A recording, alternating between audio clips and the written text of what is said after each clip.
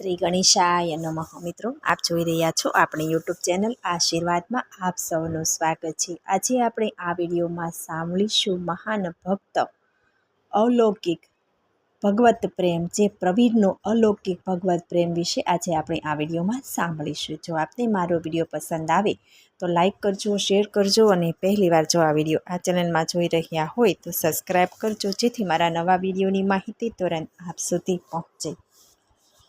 પ્રવીર માહિષ્મતી નગરીના નરેશ શ્રી નીલધ્વજના પુત્ર હતા. તેમની માતા જુન્હાદેવી સરળ, સાધ્વી તેમજ ધર્મપરાયણા હતી. ભગવાનની ભક્તિની સાથે સાથે તેણે ઘણી મોટી સ્વાભિમાની, વીરાંગના અને ધૈર્યશીલ હતા.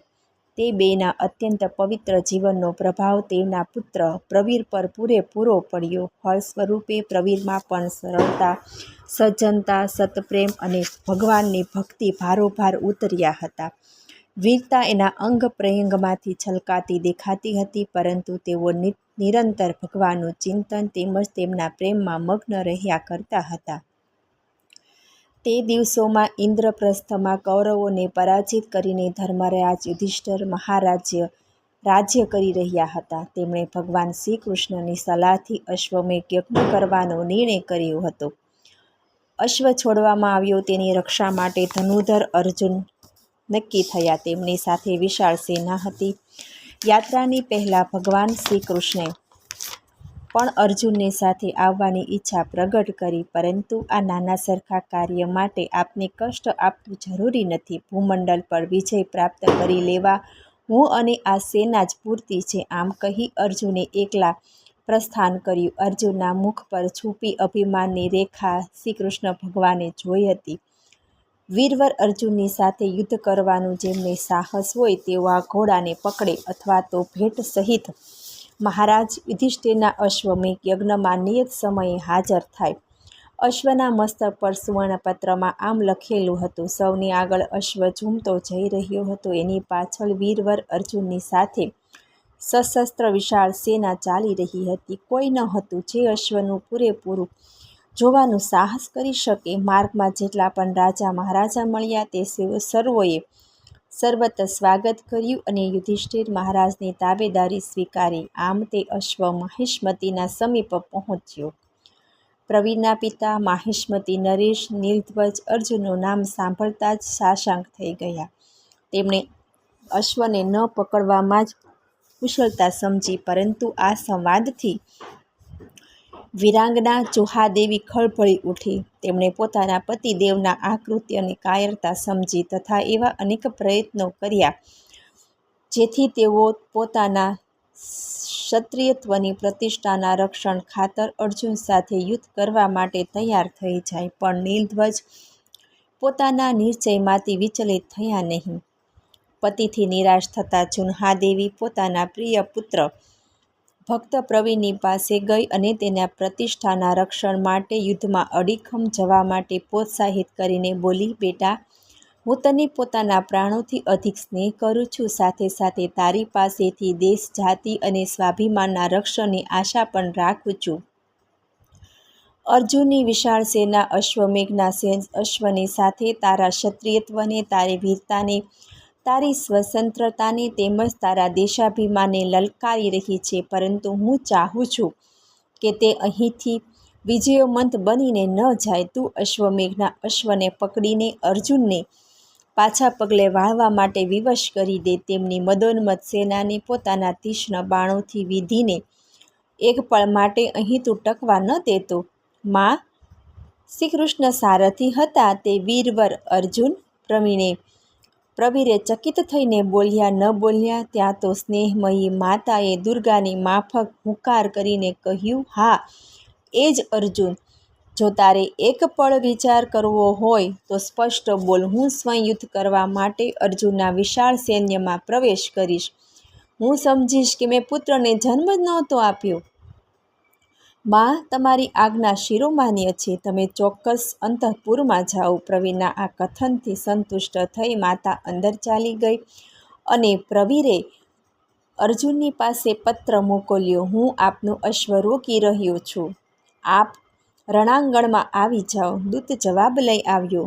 વીર પ્રવીરે વાંચ્યો: વીર ક્ષત્રિય ઉચિત પત્ર વાંચીને મને પ્રસન્નતા થઈ. આ માટે અત્યંત પ્રસન્ન થઈ હું તેને ધન્યવાદ આપું છું. પરંતુ તું હજી એક નાનો બાળક છે. જીવનનો આનંદ છોડીને તું મૃત્યુના મુખમાં જવા માટે હઠ કરવી સારી નથી. પ્રવીરે તરત પત્ર લખ્યો. વીરવર કાયરતાપૂર્ણ વાણી આપને શોભતી નથી. યુદ્ધ કરવાની ઈચ્છા ન હોય તો આપ ઇન્દ્રપ્રસ્થ પાછા જઈ શકો છો. અશ્વને તો નથી છોડવાનું. પછી શું? બીજા દિવસે અરુણોદય થતાં જ યુદ્ધ છેડાઈ ગયું. ભયંકર યુદ્ધ થયું.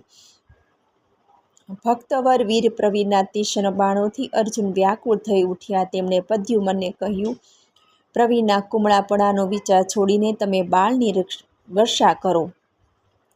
પરંતુ પ્રદ્યુમ્ને તરત કહ્યું, આપની માફક વીર પ્રવીર પણ મારા પિતાજીના પ્રિય ભક્ત છે. માટે એની ભક્તિનું ધ્યાન આવતા મારા હાથ ઢીલા પડી જાય છે અને હું પૂરા વેગથી યુદ્ધ કરી શકતો નથી. એ પછી મહાબલી ભીમ આગળ આવ્યા. પરંતુ ભગવાનના બળથી ભગવાનના શરણોના આશ્રિત બળવાન પ્રવીરના ચોટદાર બાણોની સામે એમનું કંઈ ચાલ્યું નહીં. આ દશા જોઈ અત્યંત ક્રોધથી અર્જુને આગેય અસ્ત્રનો પ્રયોગ કર્યો. પરંતુ અગ્નિની ભયંકર જ્વાળાઓ પ્રવીરના બાળોની જલધારાની સામે ઠંડી પડી ગઈ. આ રીતે અર્જુન જે ભયંકર તેમજ ઝેરી બાણોને પ્રવીરનું મસ્તક છેદવા માટે ચલાવ્યા એ બધા વ્યર્થ સિદ્ધ થયા.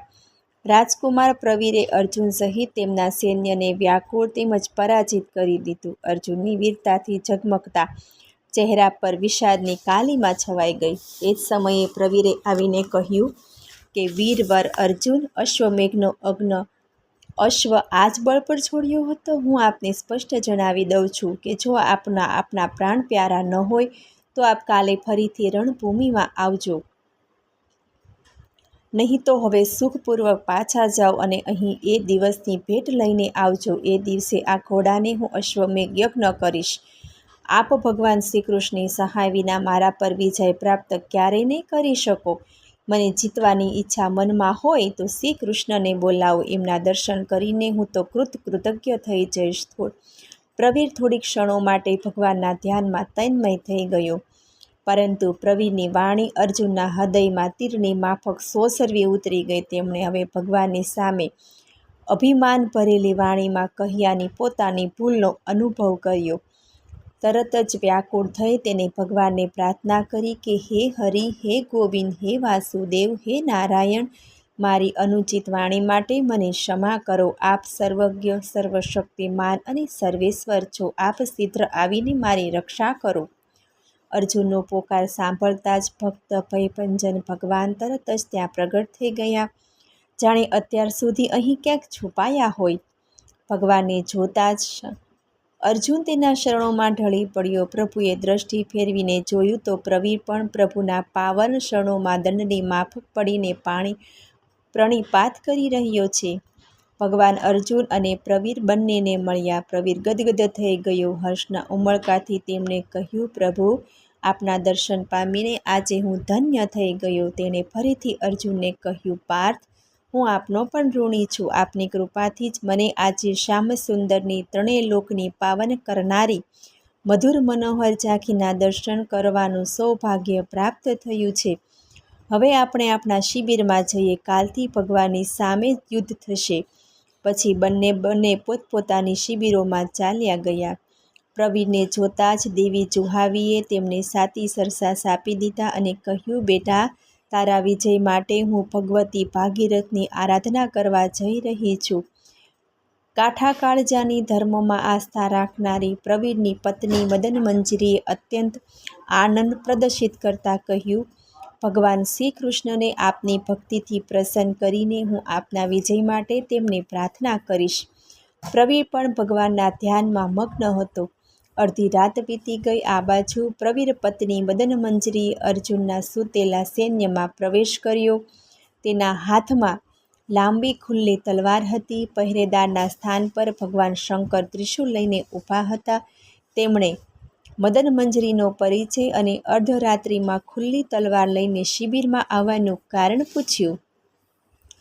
મદનમંજરીએ સંકોચ વગર સત્ય કહી દીધું. હું પ્રવીરની પત્ની છું. પોતાના પતિના પ્રાણોની રક્ષા માટે શ્રી કૃષ્ણની પાસે જવા માગું છું. ભગવાન શંકર બોલી ઉઠ્યા, આ સંભવ નથી. ભગવાન સૂઈ રહ્યા છે, તું પાછી વળ. જો એમ જ છે તો પછી આપના શરણોમાં આ મસ્તક હમણાં પડી જશે. કહેતા જ મદન મંજરીએ તલવાર ઉઠાવી. ભગવાન શંકરે પોતાનો પરિચય આપતા કહ્યું, હું તમારી પર અત્યંત પ્રસન્ન છું. અને કૈલાસ જઈ રહ્યો છું. અહીંથી પ્રયાણ કર્યા પછી મારી કોઈ જવાબદારી નથી.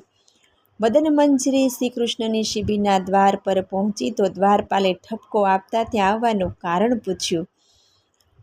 મદન મંજરીએ વિનમ્રતાથી દ્વારપાલને પણ ઉત્તર આપ્યો. પોતાના પ્રાણધનના પ્રાણોની ભીખ માગવા મહારાજ નિર્ધ્વજની પુત્રવધુ ભગવાન શ્રી કૃષ્ણના શરણો સમીપ જવા માગે છે. દ્વારપાલે કહ્યું, અહીંથી પાછા ફરી જાઓ. પ્રભુ આ સમયે શયન કરી રહ્યા છે. મદન મંજરીએ તલવાર તાણી લીધી અને કહ્યું, જો આપ ભગવાનની સમીપ નહીં જવા દો તો હું અત્યારે પોતાનું મસ્તક કાપીને આપના શરણોમાં સમર્પિત કરું છું. દ્વારપાલે મદન મંજરીનો હાથ પકડી લીધો, પરંતુ તેણીએ જોયું આ એ જ ત્રિલોક્યનાથ મદન મોહર શ્યામ સુંદર ભગવાન શ્રી કૃષ્ણ છે, જેમના માટે પોતે પ્રાણો પર ખેલીને આવી હતી. તે પ્રભુના શરણોમાં પડી ગઈ. થોડીવાર પછી તેણીએ કહ્યું, પ્રભુ આપ તો અંતર્યામી છો, પરંતુ કહ્યા વિના મારાથી રહેવાતું નથી. પ્રાતઃકાળે ધનુર્ધર અર્જુન સાથે મારા પતિદેવનું યુદ્ધ થશે. ધનુર્ધારી અર્જુનને આપની સહાય મળેલી છે અને આપની સહાયતા પામીને તે જે ચાહે તે કરી શકે. આ કારણે જ હું આપની પાસે પોતાના જીવન ધનના પ્રાણોની ભીખ માગું છું. પોતાની કૌમુદી ગદા અને સહસ્ત્રહાર 1000 આરાનું સુદર્શન ચક્ર તેના હાથમાં આપતા વત્સ કરુણામય ભગવાને કહી દીધું, આને જ્યાં સુધી પ્રવીર પોતાની પાસે રાખશે, યુદ્ધમાં એને કોઈ મારી શકશે નહીં. મદન મંજરીએ ભગવાનના ચરણોમાં પ્રણામ કર્યા અને ઝડપથી પાછા ફરીને બંને આયુધો પોતાના પતિને આપી દીધા. ભગવાનની વાત પણ તેને જણાવી દીધી. પેલી બાજુ ધર્મપરાયણા જુન્હાદેવીએ શ્રી ગંગાજીને સંતુષ્ટ કરી લીધા અને શ્રી શિવજીને પ્રાર્થના માટે કહ્યું કે તેઓ પોતાના ત્રિશૂળની સાથે પ્રવીરની તરફથી યુદ્ધ કરે. શ્રી ગંગાજીની પ્રાર્થના સાંભળતા જ આશુતોષ ભગવાને કહ્યું, શિવે કહ્યું કે અર્જુનની સાથે શ્રી કૃષ્ણ છે અને તેમની સામે રણભૂમિમાં ઉતરવું મારા માટે શક્ય નથી. પ્રાતઃકાળ થતાં જ અર્જુન પોતાના સખા શ્રી કૃષ્ણની પાસે પહોંચ્યા તો જોયું તો તેઓ ઉદાસ અને ચિંતિત મુદ્રામાં મુખ નીચું રાખીને બેઠા છે.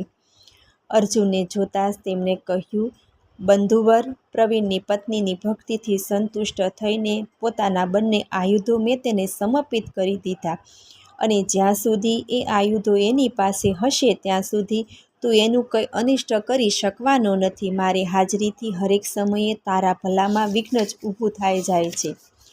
ભગવાનની વાણી સાંભળતા જ ભીમ ક્રોધિત થઈ ગયા. તેમણે કહ્યું, આપે સમજી વિચારીને વરદાન દેવું હતું ને? આપ મારી રક્ષા કરવા માટે આવ્યા છો, એથી વિશેષ વિપત્તિમાં ધકેલવા માટે આપ આવ્યા છો. પરંતુ ભીમને બહુ જ વિનયથી ચૂપ કરાવતા અર્જુને સરળતાથી અને વિશ્વાસભર્યા સાથે ભગવાનને વિનમ્ર શબ્દોમાં કહ્યું, આ શું કહો છો પ્રભુ? આપની પ્રત્યેક ક્રિયામાં મંગળ છુપાયેલું છે એવો મારો દ્રઢ વિશ્વાસ છે. આ આયુધ આપવામાં પણ મારું કોઈ હિત જ છે.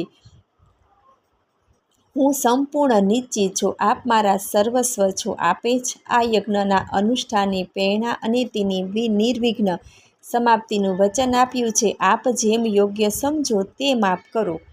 ભગવાન શ્રી કૃષ્ણ ચૂપ હતા. તેને પોતાની ઉપર આધાર રાખતા અર્જુનની ચિંતા હતી. તેઓ બોલી ન શકતા હતા. અર્જુને ફરીથી કહ્યું, પ્રભુ સવાર થઈ ગઈ, યુદ્ધનો સમય આવવા જ માગે છે. હવે આપની શી આજ્ઞા છે? ભગવાને કહ્યું, આવો શ્રી શંકરની પાસે જઈએ. તેને કોઈ યુક્તિ વિચારીને બતાવી શકે છે. તેઓ બંને ભગવાન શંકરની પાસે ગયા. ત્યાં શ્રી કૃષ્ણે કહ્યું, ભગવાન, પ્રવીણની પત્નીની ભક્તિ ઉપર મુગ્ધ થઈને મેં પોતાની કૌમોદની ગદા તથા ચક્ર પણ તેના પતિના રક્ષણ માટે આપી દીધા. તે જ્યાં સુધી પ્રવીણની પાસે રહેશે, યુદ્ધમાં તેને કોઈ મારી શકશે નહીં. હવે અર્જુન કેવી રીતે વિજય થાય એનો ઉપાય જાણવા અમે બંને આપની સેવામાં આવ્યા છીએ. શ્રી શંકરજી બોલ્યા, સર્વજ્ઞ થઈને આપે તેને વરદાન કેમ આપી દીધું? શ્રી કૃષ્ણે ઉત્તર આપ્યો, જે પ્રકારે એની ભક્તિ પર મુગ્ધ થઈને આપ રાત્રિમાં કૈલાસ ચાલ્યા ગયા, એ જ પ્રકારે ભક્તિથી વિવશ થઈને મારે પણ વરદાન દેવું પડ્યું. ભગવાન શંકરે ધીરે ધીરે કહ્યું, હું પણ મોટી સમસ્યામાં પડી ગયો છું. પેલી બાજુ પ્રવીરની માતા ચૂહાની આરાધનાથી સંતુષ્ટ થઈને શ્રી ગંગાજી પ્રવીરના પક્ષમાં ત્રિશૂળ લઈને અર્જુન સાથે યુદ્ધ કરવા માટે આગ્રહ કરી રહી છે. આમાં મેં નીચે કરી લીધો છે કે હું કોઈ પણ પક્ષ તરફથી યુદ્ધભૂમિમાં ઉતરીશ નહીં. નિરાશાભર્યા શબ્દોમાં ભગવાને અર્જુનને કહ્યું, ભાઈ અર્જુન, મારી પહોંચ તો અહીં સુધી હતી, તો આપણે સ્પષ્ટ ઉત્તર આપી દીધો. હવે હું શું કરું? અર્જુને ઉત્તર આપ્યો, મહારાજ, હું તો કંઈ જાણતો નથી. માત્ર હું તો એટલું જ જાણું છું કે આપ જે પણ કંઈ કરશો ને એમાં મારું જ કંઈક હિત હશે. હા, યુદ્ધનો સમય નજીક આવી રહ્યો છે. ભગવાને એક પણ ક્ષણ વિચાર કર્યો અને પછી તેઓ અર્જુનની પાસે ભગવતી ઉમાની પાસે ગયા. ત્યાં તેમણે યુધિષ્ઠિર મહારાજના અશ્વમેઘ યજ્ઞ અનુષ્ઠાન તેમજ પ્રવીરની બાધા તથા પોતાના બંને આયુધો અને વરદાન આપવાની વાત પણ સંભળાવી. અર્જુનના વિજયની યાચના કરતાં કહ્યું કે જો આપ રણભૂમિમાં મોહની રૂપમાં આવીને એની પાસેથી આયુધો લઈ લો તો અમે બંને નિશ્ચિત થઈ જઈએ. ભગવતી ઉમાએ તથાસ્તુ કહી દીધું. શ્રી કૃષ્ણ તો આ જ ચાહતા હતા. અર્જુનની સાથે પાછા ફર્યા. અર્જુને યુદ્ધભૂમિમાં પહોંચ્યા તો તેમણે જોયું પ્રવીર પોતાની વિશાળ સેનાની સાથે યુદ્ધની પ્રતીક્ષા કરી રહ્યો છે. યુદ્ધ આરંભ થવાની જ વાર હતી કે પ્રવીણે પોતાની આંખોની સામે આકાશમાં એક નવયૌવના સંપન્ન અપૂર્વ લાવણ્યવતી સુંદરીને જોઈ. વિશ્વમાં આવી સુંદરતા હોય છે એની એને કલ્પના પણ ન હતી. ભગવાનની અઘટન ઘટના પટીયસી માયાથી જીતેન્દ્રિય ભક્ત પ્રવીણની બુદ્ધિમાં મોહ ઉત્પન્ન દીધો અને એક વિષય કામાસક્ત મનુષ્યની માફક પેલી દેવી પાસે પ્રેમ યાચના કરવા લાગ્યા. માયાનો આવો જ મહિમા છે. પરમ સુંદરી દેવી યુદ્ધભૂમિમાં પ્રેમની વાત નકામા બકવાસ જેવી લાગે. જો તમે સાચે સાચું પ્રેમદાન ઈચ્છતા હો તો પોતાના આયુધો ફેંકી દો. માયા મોહિત પ્રવીર આ સમયે મૂઢ બની ગયો હતો. તેને શ્રી કૃષ્ણે પ્રદાન કરેલા બંને આયુધો ફેંકી દીધા. ભગવતી તેને ઉંચકીને તરત અંતર ધ્યાન થઈ ગઈ. માયાનો પડદો ખસી ગયો. પ્રવીણે આંખો ઉઘડી તો તેને મનમાં ને મનમાં ખૂબ જ પસ્તાવો કરતાં કહ્યું કે મેં શું અનર્થ કરી નાખ્યું. છેવટે એણે વિચાર કર્યો, કદાચ આ કાર્ય ભગવાને જ કર્યું છે. પ્રેમપૂર્વક રોષ પ્રગટ કરીને તેણે ભગવાનને કહ્યું, પ્રભુ, જો શસ્ત્રો જો માયા કરીને લઈ જ લેવા હતા તો આપે આપવાનું નાટક શા માટે કર્યું? ભગવાને જવાબમાં કહ્યું, પ્રિયવર પ્રવીર, મેં અસ્ત્રો લીધા નથી. જો મારે જ તને લેવા હોત તો હું આપત શા માટે?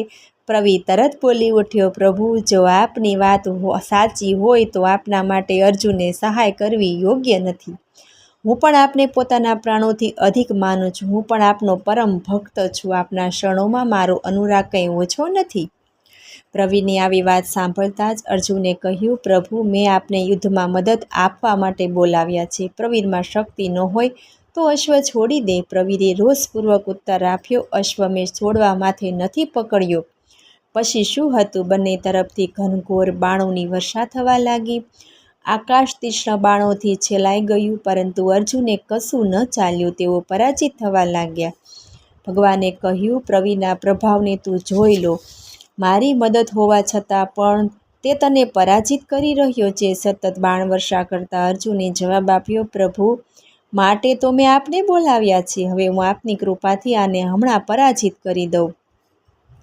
અર્જુને પોતાના તીક્ષ્ણ બાણો ચલાવ્યા, પરંતુ પ્રવીરે તેમના વચમાં ટુકડે ટુકડા કરી નાખ્યા. અર્જુન જે પણ અસ્ત્ર ક્રોધિત થઈને ચલાવતા, પ્રવીર તેને નષ્ટ કરી દેતો. પરંતુ તે દિવસે અર્જુને પ્રવીરને પરાજિત કર્યો. પ્રવીરે રોષપૂર્વક કહ્યું, અર્જુન, આને હું આપનો નહીં પરંતુ પ્રભુનો વિજય માનું છું. પ્રભુ વિના આપ મને પરાજિત કરી દો તો હું આપને વીર સમજું. અર્જુન બોલ્યા, મેં જ્યારે ભગવાનને બોલાવ્યા છે તો એમને શા માટે છોડું? તારે યુદ્ધ ન કરવું હોય તો તું પાછો ચાલ્યો જા. અર્જુનની વાત સાંભળતા જ ભક્ત પ્રવીરે કહ્યું, સ્વામીની, આપ તો સૌના છો, પણ યુદ્ધભૂમિમાં તો પક્ષપાત કેવો? એ ક્ષણે તેને પ્રભુનું વિશ્વ મોહન સ્મિત જોયું. પછી શી વાત હતી તેમને સંતુષ્ટ જોઈને પ્રવીરે અર્જુનના રથમાંથી ખેંચીને તેને પોતાના રથમાં બેસાડી દીધા. ભગવાને લગામ હાથમાં લઈ લીધી. અત્યંત ગર્વની સાથે પ્રવીરે કહ્યું, અર્જુન, હવે મન ભરીને યુદ્ધ કરી લો.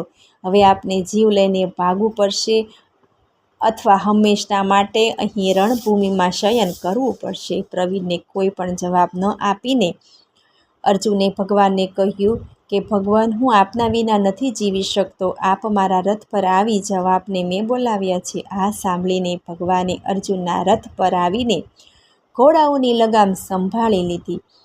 ઉદાસ થઈને પ્રવીરે કહ્યું, પ્રભુ, કમસે કમ એક યુદ્ધમાં તો આપ મારા સારથી બન્યા હોત. પછી તેણે અર્જુનને કહ્યું કે આજે હું આપનું પુરુષત્વ જોઈશ. અર્જુન બહુ સાવધાનીથી પોતાના તીક્ષ્ણ બાણોની વર્ષા કરવા લાગ્યા, પરંતુ પ્રવીર સાધારણ વીર નહોતો. એની સામે અર્જુન વિચલિત થવા લાગ્યા. એ જ વખતે ભગવાન બોલી ઉઠ્યા, મારી સહાય મેળવીને પણ તમે વિજય પ્રાપ્ત કરી નથી રહ્યા. પ્રબળ અગ્નેયાસ્ત્ર ફેંકતા અર્જુને કહ્યું, મહારાજ, થોડી ધીરજ રાખો. હું તમને હમણાં પરાજિત કરું છું. પરંતુ તેઓ સફળ રહ્યા નહીં. અન્ય કેટલાક દિવ્ય અસ્ત્રોના પ્રયોગથી પ્રવીર પરાજિત થયું, પરંતુ તેણે અર્જુનને ફટકારતા કહ્યું, બીજાઓના બળ પર યુદ્ધ કરનારા શૂરવીર નથી કહેવાતા. ભગવાન વિના આપ મને પરાજિત કરી શકો એવો સામર્થ્યમાં આપનામાં અંશ પણ નથી.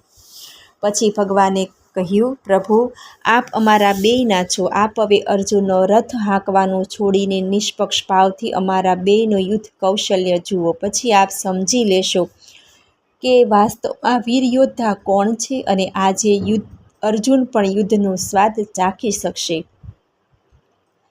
ભગવાન હસવા લાગ્યા. ભક્તવીર પ્રવીરે ભગવાનને સંતુષ્ટ જાણીને ફરીથી તેણે અર્જુનના રથમાંથી ખેંચી લીધા અને પાસેના તાડવૃક્ષની સાથે બાંધી દીધા. પછી એણે અર્જુનને કહ્યું, અર્જુન, હવે આપ પોતાની વીરતાનો પરિચય આપો. હવે હું આપને યુદ્ધ ફળ ચખાડું છું. પરંતુ અર્જુને કરુણ નેત્રોથી ભગવાનની સામે જોતા કહ્યું, પ્રભુ, શું મેં આપને આ માટે જ બોલાવ્યા હતા? કૌરવોની સેનામાં જ્યારે મહાબળવાન યોદ્ધાઓ પણ આપને ન બાંધી શક્યા, ત્યારે અહીં આપ કેવી રીતે બંધાઈ ગયા? હું તો વ્યાકુળ થઈ રહ્યો છું. દેવ, શીઘ્ર આવો, મારા રથની લગામ સંભાળો. જેમના એક નામથી સર્વ બંધાનો કપાઈ જાય, એ જ અચિંત્ય શક્તિ પ્રભુ આજે પોતાના પ્રેમી ભક્તની પ્રેમ દોરથી બંધાયા છે. પરંતુ બીજી તરફ એવો ભક્ત છે જેની દીનવાણી પણ ભગવાનને ખેંચી રહી છે.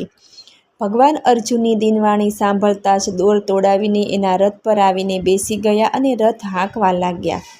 ભગવાનની આજે વિચિત્ર દશા છે. તેઓ પ્રેમી ભક્તોની ખેંચતાણીમાં પ્રેમમય થઈને આશ્ચર્યયુક્ત ક્રીડા કરી રહ્યા છે. પ્રવીરથી ન રહેવાયું.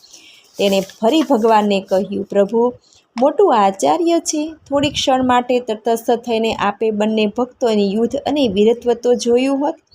પરંતુ જેવી આપની ઈચ્છા. તેણે પુનઃ અર્જુનને સંબોધિત કરીને કહ્યું, વીરતા નામની કોઈ વસ્તુ આપનામાં નથી. બીજાઓને આધારે વીરોને પરાજિત કરવાનો પ્રયત્ન તો રણભૂમિમાં ઘણો જ અશોભન છે.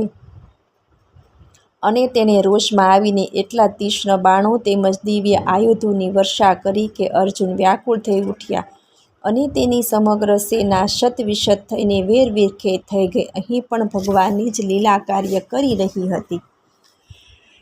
એના પર આશ્ચર્ય પ્રગટ કરતા ભગવાન શ્રી કૃષ્ણે કહ્યું, જ્યારે એક પ્રવીરની સામે જ તમારી આ દશા છે, ત્યારે તમે બીજા યોદ્ધાઓની સામે શું કરી શકશો? અર્જુને તરત પોતાની ભાગી જતી સેનાને ક્ષત્રિયોની વીરગતિ તેમજ તેમની મર્યાદાનું ભાન કરાવીને યુદ્ધના માટે પ્રોત્સાહિત કરી. વિશાળ સેના ફરીથી પૂરી તાકાતથી વિપ્રની સેના પર તૂટી પડી. અર્જુન પણ પોતાના બાણોની અપૂર્વ વર્ષામાં તલ્લીન થઈ ગયા. બંને પક્ષો પોતપોતાના વિજયના માટે શક્તિ પ્રયોગ કરી રહ્યા હતા. આ પ્રકારે થતાં છેવટે આજે પ્રવીર હારી ગયો અને અર્જુનનો વિજય થયો. પરંતુ વીર પ્રવીરને જરાક પણ ચિંતા નહોતી. તેમણે ફરીથી અર્જુનને ધમકાવીને કહ્યું, અર્જુન, આપ સાચા વીરત્વનો સ્વીકાર કરો. જો શ્રી કૃષ્ણ વિના આપ યુદ્ધ કરો તો આપને પ્રાણ રક્ષવામાં પણ મુશ્કેલી થઈ જાય. પછી એણે ભગવાનને કહ્યું, ભગવાન, હું આપનો ભક્ત છું, પરંતુ આજે આપ હજુ પણ અર્જુનમાં અને મારામાં અંતર સમજો છો? એમ કેમ કરો છો? નાથ, મને આપની પાસેથી મોટી આશા છે. ભગવાન હસી પડ્યા. પ્રવીરે તેમને પોતાની અનુકૂળ સમજીને તરત ખેંચી લીધા અને પાસેના તાડ વૃક્ષની સાથે ફરીથી બરાબર તાણીને બાંધતા કહ્યું, પ્રભુ, હવે તો પ્રતિજ્ઞા કરો કે કોઈનો પણ પક્ષ ન લઈને નિરપક્ષ ભાવથી યુદ્ધ જોઈશ. પ્રભુએ હસતા હસતા મૌન સ્વીકૃતિ આપી દીધી. પછી શી વાત હતી? પ્રવીર ઝડપથી કૂદીને પોતાના રથ પર જઈ ચડ્યો અને શરસંધાન કરતા બોલ્યો, પાર્થ, હવે આ પ્રાણ બચાવીને ભાગવા અથવા હંમેશના માટે અહીં સૂઈ જવા માટે તૈયાર થઈ જાઓ. પ્રભુ પ્રતિજ્ઞાબદ્ધ થઈ ચૂક્યા છે. બંધાયેલા પ્રભુ હસી રહ્યા હતા, જાણે આજે તેમને પોતાની વિવેચનામાં જ આનંદ મળી રહ્યો હતો. પરંતુ અર્જુન પ્રભુની સામે જોઈ રહ્યા હતા અને કહ્યું, દેવ, આ તમે કઈ લીલા કરી રહ્યા છો? મારા પ્રાણોનું આવી બન્યું છે. હવે હું અધીર થઈ ગયો છું. કૌરવ યુદ્ધના સમયે આપ મારી રક્ષા માટે શસ્ત્ર ગ્રહણ ન કરવાની પ્રતિજ્ઞા કરી હતી, પરંતુ ભક્તના માટે તમે તેને તોડી દીધી. એ જ આપનો પ્રાણપ્રિય અર્જુન આજે મરવા માગે. માટે આજે ફરીથી પ્રતિજ્ઞા તોડો અને સત્વરે મારી રક્ષા કરો. ભગવાન તરત જ અર્જુનના રથ પર પ્રગટ થઈ ગયા અને તેઓ તેને જોઈને હસી રહ્યા હતા. પ્રવીરે વ્યાકુળ થઈને કહ્યું, પ્રભુ, આપે આ શું કર્યું? આપે પોતાની પ્રતિજ્ઞા તોડી દીધી. ભગવાને તરત કહ્યું, મેં તો કોઈ પ્રતિજ્ઞા નહોતી કરી. ભક્ત પ્રવીણે પ્રણય રોષથી કહ્યું, પ્રભુ, આપ અસત્ય બોલશો તો સંસારની શી દશા થશે? આપે પ્રતિજ્ઞા કરી હતી કે હું ચૂપચાપ યુદ્ધ જોઈશ, પરંતુ આપ ફરીથી અર્જુનના રથ પર આવીને બેસી ગયા. ભગવાને કહ્યું, જેણે પ્રતિજ્ઞા કરી હતી એને કહો ભાઈ. પ્રવીરે તાડ વૃક્ષની તરફ જોયું તો ભગવાન ત્યાં જ બંધાયેલા ઊભા હતા. પ્રવીરે એકવાર તાડ વૃક્ષ અને એકવાર અર્જુનના રથની તરફ જોયું. હવે એક જ ભગવાનના બે રૂપો થઈ ગયા. પ્રવીરે અર્જુનને કહ્યું, અર્જુન, આપ ઘણા ધન્ય છો અને આપના મા બાપ સઘળા ધન્ય છે, જેમના માટે ભગવાને બે રૂપો ધારણ કરવા પડ્યા. પછી પ્રવીરે તાડ વૃક્ષ સાથે બંધાયેલા ભગવાનને જોવા લાગ્યો. એના હૃદયમાં છુપાયેલો પ્રેમ સમુદ્ર પ્રગટ થઈને ઉભરાવા લાગ્યો. તે પોતાની જાતને ભૂલી ગયો. ભગવાનની નિત્ય નવાયમાન સુરમુનિ મનમોહિની રૂપ માધુરીએ પ્રવીર પર એવો વિલક્ષણ જાદુ કર્યો કે પ્રવીરનું બાહ્ય જ્ઞાન સર્વથા લુપ્ત થઈ ગયું. તે અલૌકિક રૂપ સુધા સાગરમાં ડૂબી ગયો. આ સમયે ભગવાને કહ્યું, પાર્થ, હવે તમે સિદ્ધ પ્રવીરનું મસ્તક ઉતારી લો. અર્જુન બોલ્યા, પ્રભુ, પ્રવીર યુદ્ધ છોડીને આપના ધ્યાનમાં તલ્લીન છે. આવી અવસ્થામાં તેને મારવો ધર્મ વિરુદ્ધ છે. ભગવાન તરત બોલી ઉઠ્યા, અર્જુન, મારા ભક્ત પ્રવીરને યુદ્ધમાં સન્મુખ મારી શકવાનું સામર્થ્ય કોનામાં છે? આ મારી જ ઈચ્છા છે કે મારો ભક્ત મારા ધ્યાનમાં નિર્વિઘ્ન રહેતા જ મારા પરમધામમાં પહોંચી જશે. મારી આજ્ઞા છે, તમે એને મારી નાખો, તમને પાપ નહીં લાગે.